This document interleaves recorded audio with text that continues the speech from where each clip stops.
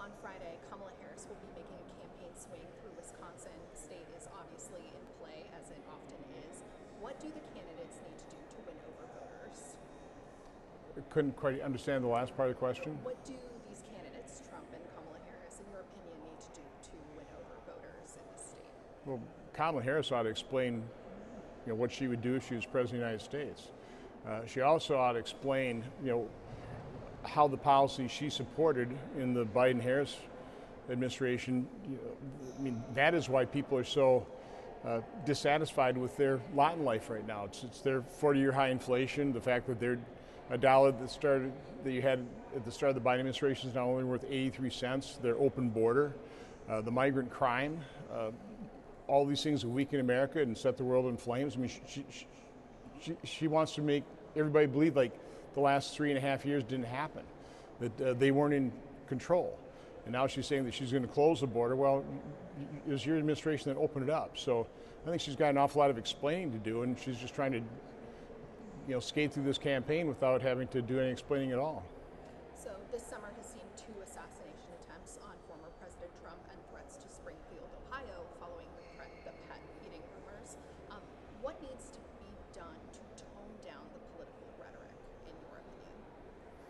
Well, I would say, first of all, it would be nice if Democrats would stop lying nonstop. I mean, Federalist had a pretty good article laying out 25 lies that Kamala Harris told during the debate. And the only reason they're able to prepare her for a debate like that, to smoothly spew that many lies, is they're pretty confident the legacy of the corporate media won't call her on it. And that's basically what's happened. So from a conservative perspective, it's pretty galling to listen to all these lies, to have them not called out by the mainstream media and actually have them reinforced by it. So the first thing I would do is try and get the media to be to be unbiased, to be honest, to hold both sides equally accountable. I'm not looking for special treatment. I just like fair treatment. I think that would, in itself, would kind of tone down the political divide right there if we had an unbiased and fair media. Do you see rhetoric changing after the election? Well, again, I think most of the really divisive rhetoric is coming from the left. I mean, most of the violence comes from the left. Let's face it, in the summer 2020, there were thousands of protests. Over 570 turned into riots.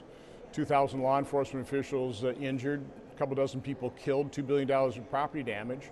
I'll remind people that businesses on the main streets of big cities, they didn't board up in case President Biden won.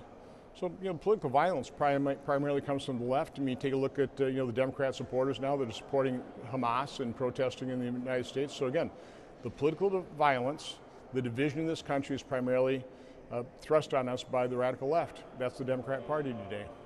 So following the assassination threat against Donald Trump, you said it's not the weapon that creates the crime, it's the individuals. You also said what needs to change is we need more Secret Service protection.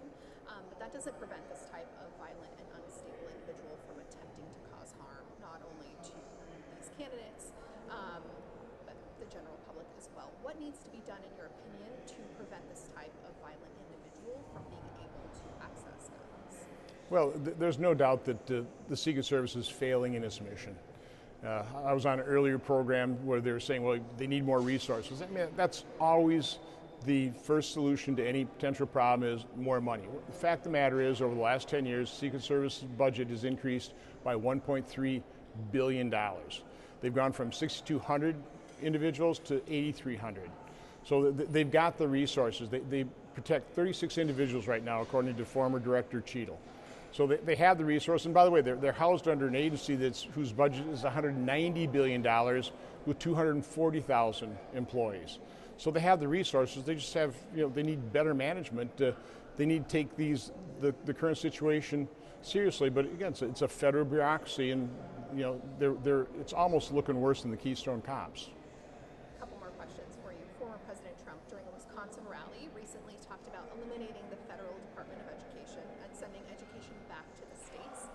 He said, quote, Senator Ron Johnson can run it, suggesting some kind of role for you in this proposed system. Do you agree with Trump's plan?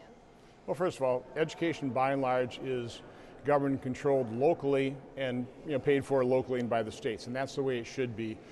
Personally, I don't see much of a role for the federal government other than to make sure that every child has equal access to a good education.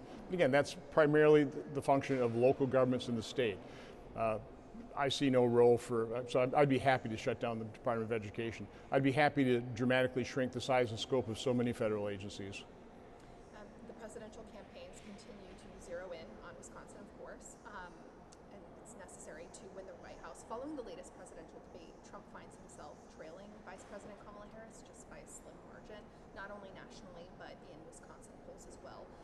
Do you believe it would be in the best interest for Trump to meet with Vice President Harris for another debate? That'll be up to the campaign. Again, based on how grotesquely biased the debate was on ABC, if I were Trump, I'm not sure I'd subject myself to it. I'm not sure the American public learned much other than, Kamala Harris was able to smoothly spew a bunch of lies. And lastly, yesterday, Senate Republicans blocked a Democratic bill that they refer to as the right to IVF treatments. Donald Trump has said he would protect IVF and make treatments paid for by either the government or insurance companies if elected. You voted against this bill.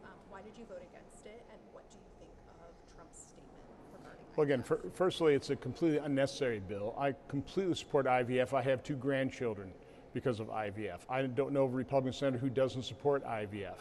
Again, so this is a straw dog argument. There's no threat of elimination of IVF. It's an overreach.